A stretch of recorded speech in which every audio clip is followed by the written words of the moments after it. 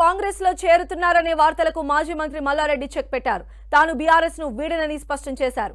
కాంగ్రెస్ లో చేరుతున్నారనే వార్తల నేపథ్యంలో బీఆర్ఎస్ అధినేత కేసీఆర్ మల్లారెడ్డిని పిలిపించుకొని మాట్లాడారు. కేసీఆర్ తో మాట్లాడిన మల్లారెడ్డి మల్కాజ్గిరి ఎంపీ సీటును ఆశించడం లేదని చెప్పారు. తమ కుటుంబ సభ్యులకు ఎంపీ సీటు వద్దని కేసీఆర్ కు వివరించారు. అటు పార్టీ మారతారని వస్తున్న వార్తల నేపథ్యంలో కేసీఆర్ కు స్పష్టత ఇచ్చారు. తాను పార్టీ మారటం లేదని చెప్పారు. ఇక అంతకుముందు మల్లారెడ్డి ఆయన అల్లుడు మర్రి రాజశేఖర్ రెడ్డి కాంగ్రెస్ లో చేరతారని జోరుగా ప్రచారం సాగింది. నిన్న రాజశేఖర్ రెడ్డి విద్యాసంస్థల్లో కూల్చివేతలు ప్రారంభం కావడంతో అప్రమత్తమైన మల్లారెడ్డి సీఎం సలహాదారు వేం నరేందర్ రెడ్డితో భేటీ అయ్యారు. దీంతో వారు త్వరలోనే కాంగ్రెస్ గూటికి చేరనున్నట్లు ప్రచారం జరిగింది. ఇక త్వరలోనే వీరు కాంగ్రెస్ గూటికి చేరుతారని అంతా అనుకున్నారు. అయితే ఉన్న పలంగా కేసీఆర్ మల్లారెడ్డిని పిలిపించుకొని మాట్లాడారు. పార్టీ మారనని కేసీఆర్ కు స్పష్టం చేశారు మల్లారెడ్డి. మరోవైపు మల్కాజ్గిరి ఎమ్మెల్యే మర్రి రాజశేఖర్ రెడ్డి విద్యాసంస్థల్లో కూల్చివేతలు ఆగాయి.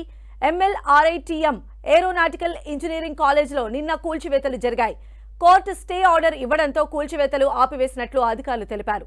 మేడ్చల్ జిల్లా దుండిగల్ పరిధిలోని చిన్న దామెర చెరువును ఆక్రమించారని ఫిర్యాదు రావడంతో అధికారులు చర్యలు తీసుకున్నారు.